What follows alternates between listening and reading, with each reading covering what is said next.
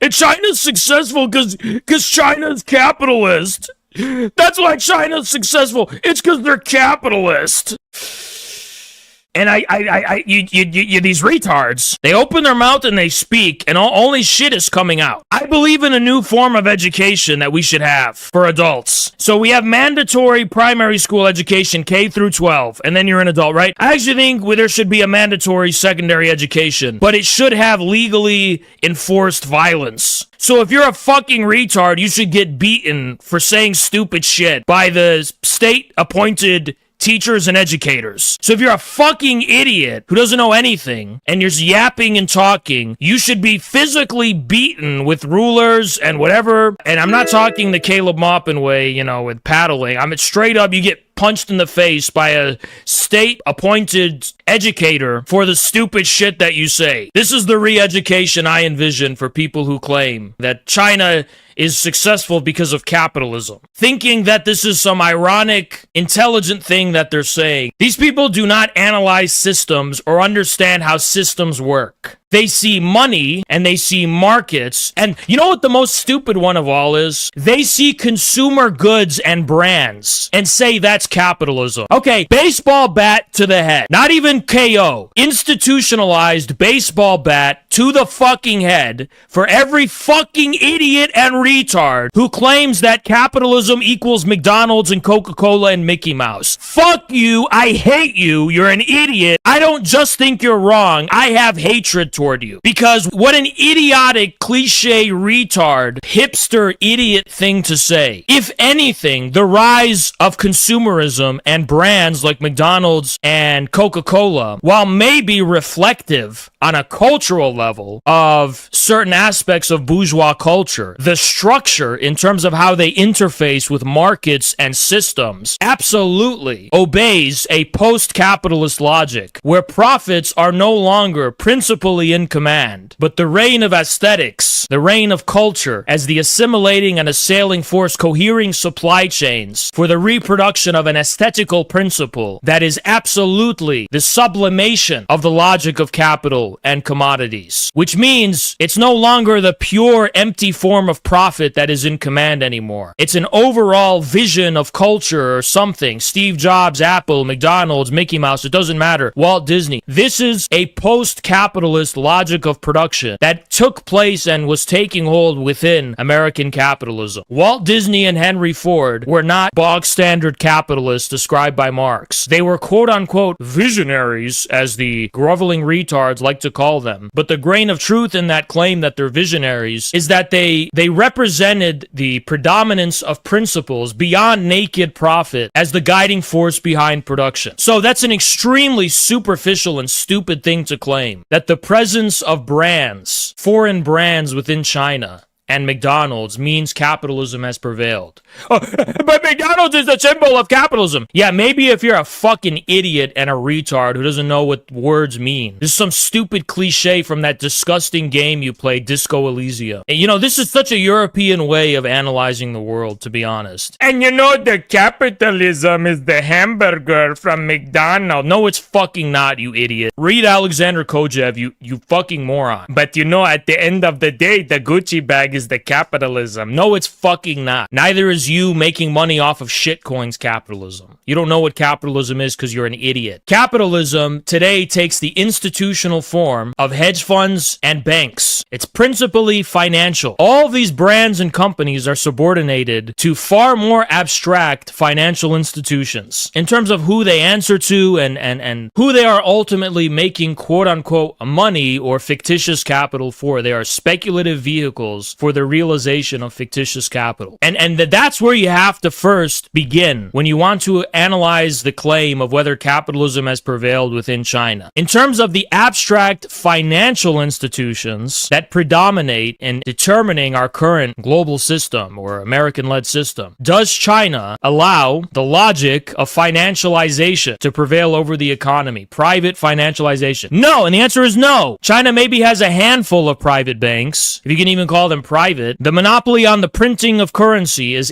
firmly in the hands of the state, and production is driven by a logic of planning and development. It is not driven by the logic of naked profit. Profit within China is a tool for accounting. It's a tool for accounting, sure, to see if an enterprise is efficient with resources or not, or a given financial endeavor is efficient in terms of input and output. It's a method of accounting. A similar method of accounting existed under the Mao era. Money existed in the Mao era. Markets existed in the Mao era. There's nothing about money in markets or the use of very complicated and sophisticated financial tools that makes a country capitalist. What determines whether a country is capitalist is A, what is the dominant class? Who controls the state? Is the state subordinated to the interests of any given delimited private cartel? That's in America, absolutely it is. In China, can we say so? No, we can't. There's no evidence whatsoever there's any capitalist class that controls the Chinese state. B, the logic of production in China, although it assails, although it subordinates certain aspects we associate with capitalism, it assimilates them in a higher logic of production, which is absolutely measured on the basis of a much more concrete and determinate principle of common prosperity, of general happiness of the Chinese people, of metrics of growth that are quantifiable on a human basis, of development, of electricity, of technology, and so on and so on, according to the precepts of China's 5-year plans, which seem very simplistic on a surface level, but you get in the nitty-gritty of how the planning process occurs in the details, and it's very meticulous. So no, China is a socialist country, okay? It's not even just because the state dominates the economy. State-owned enterprises and the public sector dominates. The point is, what goal or what principle is in command of the economy? Is it profit? Is it naked profit? Or is it a more concrete type of goal? Instead of naked profit and just money for money's sake, what actually drives and commands the Chinese economy? Well, it's a logic of production based on the achievement of socially oriented goals. So it's a socialist country, period. Norway and that's not true. Norway and Scandinavia have welfare as an addendum to the logic of capitalist production, meaning the ultimate goal is still their subordination in place within global financial capitalism, but they will take a portion of revenues and profits and use them for social purposes. But the end goal itself is not for a social purpose. So they're not socialist countries. And then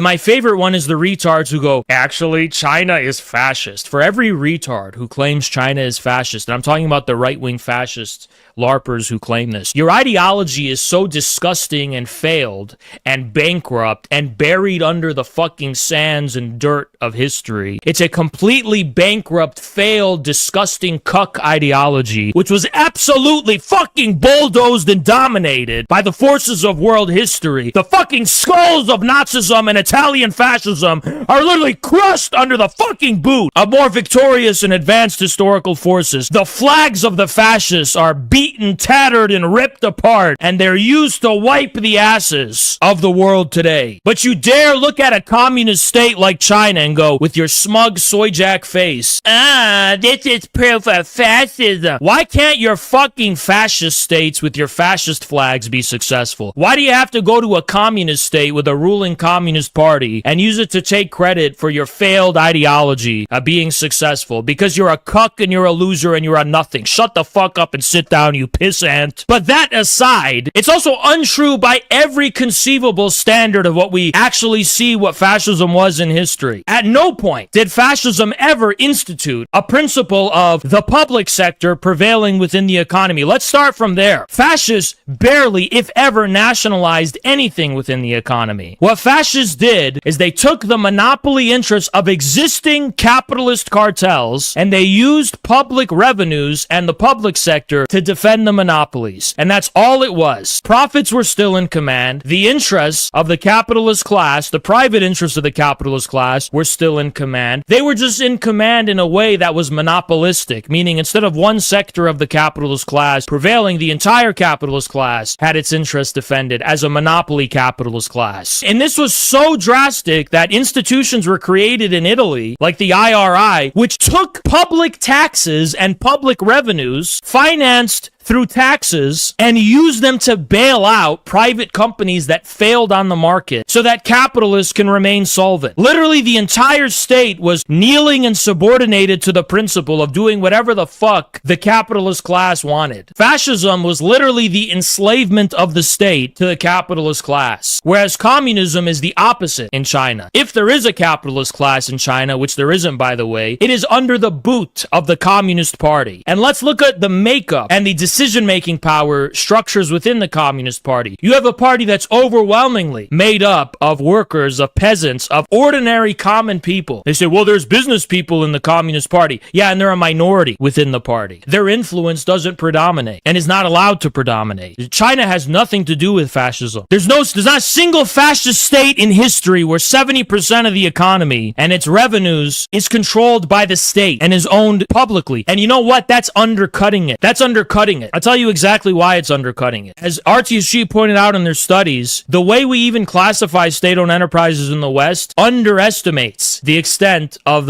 how much the GDP and the total economy is generated by state-owned enterprises. And I'm not even including cooperatives here. I'm not even including collectively owned property that is outside the hands of the state in this metric. The pattern of ownership and the control of means of production that exists with China is overwhelmingly socialistic. And I would say 100% socialistic. Because to whatever extent you could say there's a private sector within mainland China, you're just talking about different degrees of the devolvement of management in practice. There's not a single economic enterprise within China that is fully autonomous, that is able to somehow not have its existence ultimately subordinated to the 5-year plans of the socialist government. You know, fascists, they cope. They're like, well, Nazi Germany, the state put some people in jail. It's like, what does that fucking mean? Again, look at the proportion of the economy within Nazi Germany that was owned in a socialistic capacity, you know, that was owned and entrusted in the interests of the common good. Nothing. And maybe they nationalized the airplane company or something. That was it. One thing. Absolutely incomparable. And then you ask these retards, why is it that, well, they're like, well, China abandoned communism because the Mao era, they abandoned the system that existed in the Mao era. So who said there's only one stage of socialism? Can you show me where Marx says that? I could show you where he says the opposite. There's different stages of socialism. And let me just fucking simplify it because it's so simple. Mao era socialism was primarily about overcoming feudalism. It wasn't even about overcoming capitalism because capitalism barely, if at all, existed within China. So Mao era socialism was mainly about overcoming feudalism. That's why it was quote unquote as crude as it was. That's why it had such a leveling. You know, that's the legacy of, if anything, Mao era socialism can be argued to be more capitalist than the post-Dengist kind. Because Mao era socialism was a leveling process to destroy feudalism, which was something that had previously been the function of bourgeois capitalism. So after that was accomplished, China entered a higher stage of socialism. And like, well, why are there so many aspects of China that appear capitalistic? And it's like, yeah, the key word A is appear. And the reason is because socialism is a higher stage than capitalism. That means socialism takes capitalism and subordinates it to a higher logic of production. Socialism doesn't outright completely wipe out capitalism and build something new from scratch. That's utopianism. That has nothing to do with the Marxist notion of socialism. Socialism takes capitalism and subordinates it to a higher logic of production. That's how socialism emerges from capitalism. And that's what China has been doing. The idea that China just keeps the label, but it's communist in name only. The amount of retards who say this because they think McDonald's equals capitalism, which is, and if you read Kojev, you know the opposite is true. Fordism, Walt Disney, McDonald's, Apple, these don't represent capitalism. Maybe culturally they do, but as a logic of production, you think fucking Walmart is organized on capitalistic lines? If you think that, you're a fucking idiot. Walmart is closer to socialism than many historical socialist countries, to be honest. These represent how within capitalism, socialism is already overtaking it as a logic of production. We already have the basic requisites of socialism, even in America. The difference is our state and our superstructure is controlled by a bunch of fucking old Wall Street pedophiles who rape the country and children, and that's why we have this sick, disgusting system we have in America. History itself has led us like a ship sailing towards socialism. We already are past the point where socialism can prevail in America the only thing stopping us is a handful of pedophiles in England and Wall Street, and the British Queen and King. Now the king, the pedophilic British royal family who goes to Epstein Island. These are the disgusting evil vampires that are stopping Americans from having what China has. And you just look at the British king as he smiles. He gives his smirk. He's a disgusting pedophile on Epstein's Island. And you look at these Wall Street pedophiles smiling and smirking. And all their disgusting bourgeois prostitutes on the Wall Street Journal and all these disgusting magazines and these journalists and these media figures and this Hollywood and all this nonsense, and all these NGOs and all these think tanks, all these prostitutes of the bourgeoisie, they sit here and they talk about China. They need to shut their mouth. They are dogs and they are nothing. Dogs should not speak to wolves. Proletarian warriors are wolves. People who have correct proletarian consciousness are wolves. The running dogs of the bourgeoisie need to shut their barking bitch mouths when speaking on the name of China or any other socialist country in history. Shut your fucking mouth. You're nothing. You're worthless. And what can I say? Yeah, look at these idiots who are there. It's the most stupid thing you'll see on the internet. Oh, you're a socialist with an iPhone? Yeah, socialism created the iPhone, you fuckwit. You think capitalism created the fucking iPhone? You think the fucking spontaneous fucking chaos and anarchy of the fucking market fucking put together the fucking supply chains and R&D that created the fucking iPhone? You fucking idiot! There should be an educational institution of higher learning mandated by the law that takes your fucking head and bangs it on the fucking desk until you knock out and pass out every fucking day until you wake up with fucking over 100 IQ so you can open your fucking mouth. You think anything we see in our modern fucking advanced economy was created by capitalism, you fucking idiot? We're $40 trillion in fucking debt. That's negative 40 trillion in profit. How are profits in command? If everyone's in debt, you fucking idiot. Nobody's even making money. It's all pretend. It's all imaginary. It's printed by the fucking Federal Reserve on credit. You know what that actually means? It means the private sector literally plans the entire fucking economy however they want, regardless of actual Adam Smith, authentic fucking price signals and market signals that come from supply and demand. All of that has taken a backseat to socialist planning in 2025. Every fucking thing on your table was created by socialism. Your iPhone, your McDonald's, your Gucci belt, everything is socialism. It's just the socialism of the bourgeoisie, where they rape the world and everyone has to suffer. It's the bourgeois socialism, where the bourgeoisie literally rapes children 24/7 every day and rapes the world, and nobody can do anything about it because they lie to you and say that's just fair competition. Complete fraudulent retards who don't know what they're talking about. Oh, you enjoy that. Everything in our economy is created by socialism. That is good and advanced. Socialism created computers. It created fucking everything. You know what capitalism created? Child labor. That's what capitalism created. Capitalism created child labor and Epstein Island rape factories. That's what capitalism creates in 2025. You know what capitalism creates in 2025? Epstein Island, anime pornography, OnlyFans, and other forms of disgusting filth. Wasteful nonsense filth. That's what capitalism in 2025 creates. Diddy. If you're one of those people that go, oh, I'm a capitalist because I invested shit coins and I made some money on my shit coins, you are Diddy. Shut the fuck up, Diddy. Go back in jail where you belong. You're a menace and a blight on society. You are not a capitalist. You're a Diddyist. Your disgusting, mentally rotted brain compels you to consume disgusting, filthy anime porn, and while you think that McDonald's and iPhones are capitalism, you idiot. You are nothing but Diddy and you are Epstein. Shut the fuck up. You go, China is a capitalist. Your capitalism created China. Then why is every capitalist country a degenerating shithole? Then they're like, well, in China, they have ethnic uniformity and they have ethnic homogeneity. It's like, yeah, there's over like 56 recognized ethnicities and languages in China. But let me even entertain this idea that ethnic and racial uniformity is the reason China's successful. What ethnicity are you talking about? Do you even know what an ethnicity is?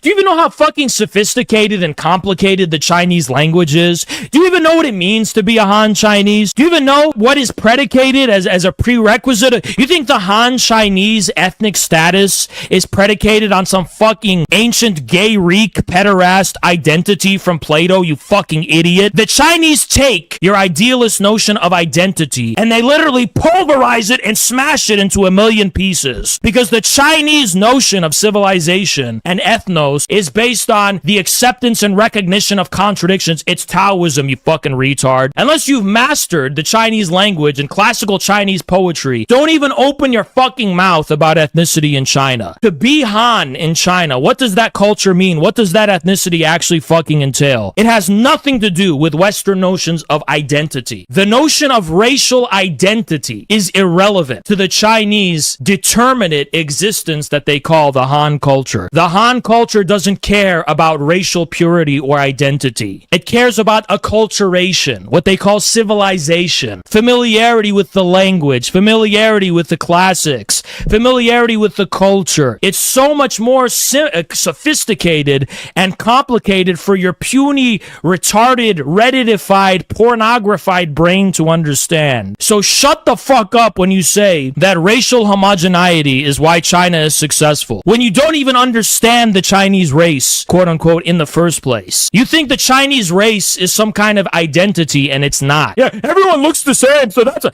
Yeah, you're literally a retard. Everyone looks the same, that's why it's uniform. Yeah, that's why, during China's warlord era, there was just a bunch of black people running around. There's just a bunch of Indians and Mexicans running around in China. That's why they had instability for hundreds of years. Shut the fuck up, you fucking moron. You actual dipshit. Yeah, there are a bunch of Somalis running around during China's warlord era. That's why there was no uniformity. But when they became racially pure, that's why they became uniform, right? There's a bunch of Mexicans running around. There's a bunch of people from El Salvador. There's a bunch of people from, there was a bunch of Arabs running around in China. Stupid ass people saying stupid ass shit because they're coping retards who have a failed right-wing fascist ideology that's based on nothing but failure, defeat, and being dominated and conquered. And they look at the communists and they say, that's our success. This proves my ideology. And you gotta look at these people and say, are you even human, you coping retard? Where's your flag? Where's your symbols? Where's your anything? It's all buried and blown up. Your ideology is on some fucking image board where they're doing little dark age edits and Sun and Rands on school shooter, mass shooter, FBI groomed, pedophile international networks.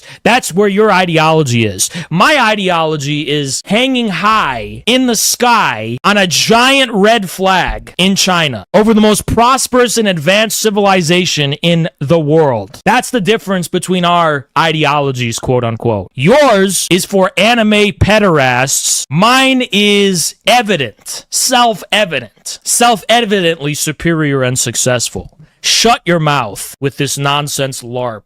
China's actually fascist. Then why couldn't the actual self-proclaimed fascist countries be like China and not fucking totally kill themselves and cry and bitch and moan and then shoot themselves in the head? Like Mussolini, who failed. He couldn't even defeat Ethiopia. Why? Your leader is upside down right now and your other leader shot himself in the head. My leader is on top of the Himalayan mountains. Shut the fuck up and stop talking. Oh, but China abandoned the communism. No, they moved on to a higher stage of socialism. I'll debate you for the sake of argument because no one's coming up. So I didn't hear the first part of your lecture, so maybe you addressed it. But what if I said China does not practice communism and communism is not China's operating system? How do you respond? Well, you seem more educated, so I would guess you're trying to talk about the higher phase of communism, right? I'm going to leave it on you. How would you respond to that? I would say that communism, according to Marx, is a principle and it's a process. It's not necessarily a specific type of system or a mode of production. And I would say what's driving China's development today is communism. Even if there's aspects that seem to resemble capitalism, those aspects are being assimilated into a higher logic of production that operates on the basis of fulfilling tangible, social, and common goals. I would say the application is correct. But in China, and I struggled with this for years, I would always say communism. And I love to use that word because I know it triggers people. But I found that the use of the word communism is not very prevalent in China because they have a different word for their system. And they specifically choose a different word based on their understanding of Marx. Of Marxism. Do you know what the word? Yeah, yes. I don't know what it is in Chinese, but I know they describe it as socialism with Chinese characteristics. There it is. Absolutely. The operating system is socialism with Chinese characteristics. Here's a reason for that. So in Marxism-Leninism, they divide history into stages in a very textbook manner. Feudalism, capitalism, and then there's socialism, and there's even different stages of socialism. So there's the primary stage of socialism, there's an advanced stage of socialism, intermediary stage, whatever. And the Chinese regard themselves and consider themselves in the primary stage of socialism right now. And they don't believe they've achieved communism per se, in terms of a stage of the mode of production. They still think that's in the future. Now, where I would differ in my use of the term, not necessarily saying that they're wrong, but we're just talking about different things. So a mode of production, how do you qualify a mode of production? You can technically have a communist state ruling over a society stuck in the capitalist mode of production. There are examples of that in history. The 1920s in the Soviet Union, I'm not even talking about the NEP. You can't just create socialism overnight. That's not how it works. Modes of production develop and change according to objective historical laws. So for sure, the mode of production is an objective reality. I would say it's fair to say China is in a socialist mode of production. According to that logic, I would agree. Where I would qualify my statement that it's communist is that I consider communism to be a more integral system that is based on how the political superstructure responds to the development of history and the productive forces. If you have a system in place where the proletarian dictatorship or the state or a ruling communist party is governing according to communist principles, meaning scientifically responding to the mode of production and giving way to its development to communism, I would say that's a communist system. I would say a communist system is one that's guided by communist principles, because I'm including, in addition to the mode of production, the rule of the Communist Party and how it's governing that mode of production. Whereas the Chinese are not doing that. They're saying, we have a socialist mode of production. And they say the Communist Party is guiding that socialist mode of production, but they're not necessarily including the Communist Party's governance itself in that characterization. They're really just talking of something more of an objective description of what mode of production they exist in. So that would be my technical qualification. I think that, there's nothing you said that was incorrect. I think that the biggest challenge and what's been difficult for me after all these years trying to understand the system and the thought, I never knew what Chinese characteristics meant. And I only recently figured out, in the simplest way, what does Chinese characteristics mean? And basically, it's concrete Marxism. They call it GT, Marxism. So based on the reality of the experience, there's no abstract Marxism. They develop their own system of socialism that comes from their reality. So, for example, using the countryside to surround the cities. Nongchen, Bawei, Chengshi, and all the way up to the reform and opening up. So it's a very dynamic form of socialism. It isn't dogmatic. It's rooted in the people and their actual experiences. It's actually it's the consistently applied. It's more faithful to Marxism than the Soviet kind because it's operating on the dialectical basis. Marxism is about the concrete, rising from the abstract to the concrete. So the Chinese have taken that to another level, whereas the Soviet kind was more dogmatic. It was more abstract. And they, by making it more concrete for China's reality, are actually more faithful to Marxism than other kinds of communists from history. I just want to thank you for bringing me up, Haas. And no one's going to debate you, bro. No one's fucking with you. Like, God bless you. God bless America. God bless you, the ACP. And catch you next time, bro. See you in Shanghai, man. I hope you make it to Shanghai. For sure. When I get to Shanghai, I'll hit you up, bro. God bless.